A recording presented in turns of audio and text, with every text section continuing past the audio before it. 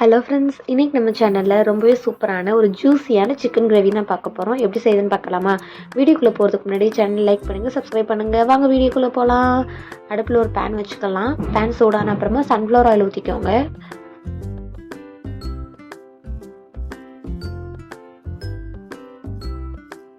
அது கூடவே ஒரு அரை ஸ்பூன் நெய் ஆட் பண்ணிக்கலாம். இது கூட மிளகு 1/4 ஸ்பூன், 1 ஸ்பூன் சீரகம், 3 வத்தல், 1 பிரிஞ்சி இலை, 1 ஸ்பூன் சோம்பு இதெல்லாம் எடுத்து வச்சுக்கோங்க. இது கூடவே 4 பெரிய வெங்காயம் நீலவாக்கில் கட் பண்ணி வச்சுக்கோங்க. 3 மிளகாவை கீறி வச்சுக்கோங்க. எண்ணெய் சூடான அப்புறமா முதல்ல வெங்காயத்தை சேர்த்துக்கலாம்.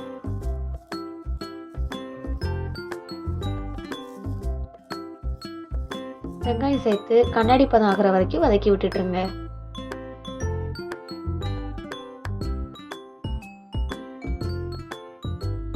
கிரேவிக்கு நமக்கு ரொம்ப வதங்கணும்னு அவசியம் இல்லை, கண்ணாடி பதம் வந்தால் போதும்.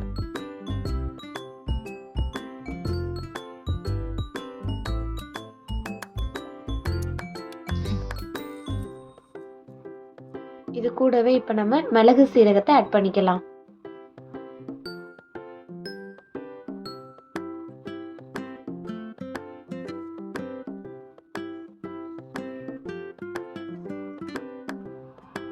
நம்ம சேர்த்துருக்க ஸ்பைசஸ் எல்லாம் கொஞ்சம் வதங்கட்டும்.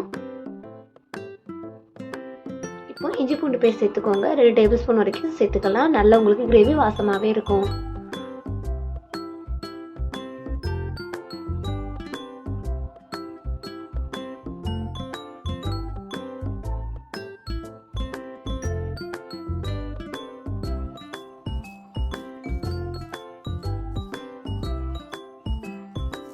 இஞ்சி பூண்டோட பச்சை ஸ்மெல் போகிற வரைக்கும் வதக்கி விட்டுக்கோங்க. இஞ்சி பூண்டோட பச்சை ஸ்மெல் போன அப்புறமா 2 தக்காளி பழம் ஆட் பண்ணிக்கலாம்.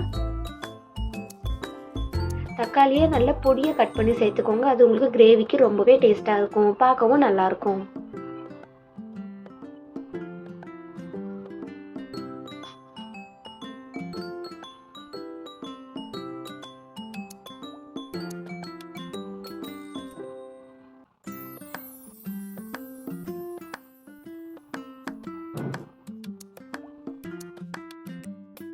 தக்காளி நல்லா வதங்கட்டும். தக்காளி வதங்கின அப்புறமா கிரேவிக்கு தேவையான மசாலா பவுடர்ஸ் ஆட் பண்ணிடலாம்.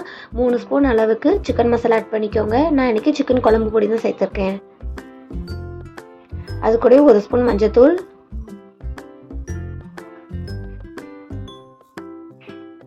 2 ஸ்பூன் மிளகாத்தூள். நீங்கள் காரத்துக்கு தகுந்த மாதிரி மிளகாத்தூளோட அளவு கூட்டி குறைச்சிக்கோங்க.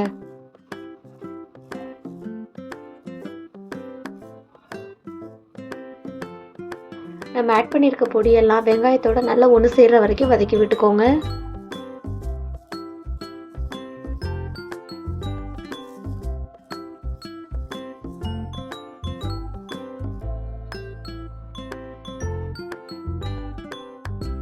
இந்த பொடிகளோட பச்சை ஸ்மெல் போன அப்புறமா தண்ணி ஆட் பண்ணிக்கலாம்.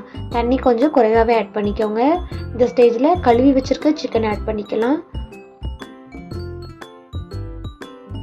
நல்லா ஒரு 4-5 தடவை சிக்கனை நல்லா கழுவி சேர்த்துக்கோங்க. அப்போ தான் உங்களுக்கு சிக்கனோட ஸ்மெல் கொஞ்சம் கூட இல்லாமல் கிரேவி நல்லா வாசமாக கிடைக்கும்.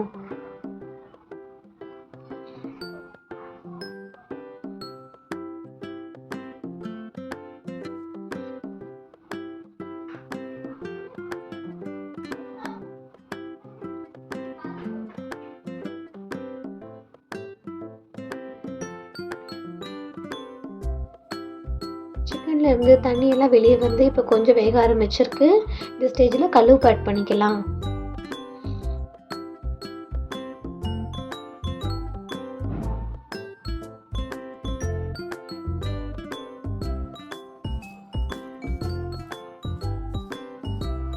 சிக்கன் கொஞ்சமாக கொதிச்ச அப்புறமா கிரேவிக்கு தேவையான அளவு தயிர் ஆட் பண்ணிக்கோங்க.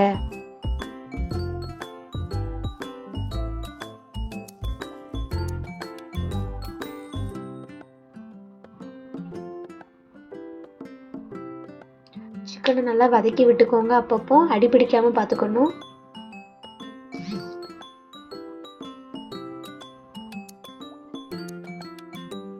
நல்லா கொதிச்சு வரட்டும். அடுப்பை மீடியம் ஃப்ளேமில் போட்டுக்கோங்க.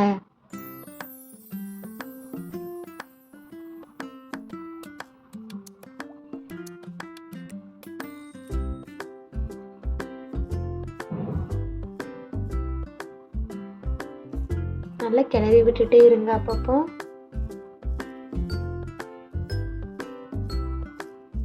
இந்த ஸ்டேஜில் இப்போ நான் லிட்டு போட்டு க்ளோஸ் பண்ணிடுறேன். 10 நிமிஷம் சிம்மில் போட்டு எடுக்கணும் கிரேவியை. அப்போ தான் சிக்கன் நல்லா உங்களுக்கு வெந்து சாஃப்டாக ஜூஸியாக கிடைக்கும்.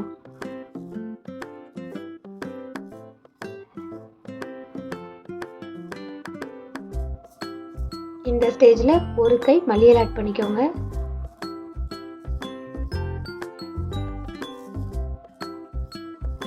மல்லித்தலைகளை தூவி நல்லா கிளறி விட்டுக்கோங்க.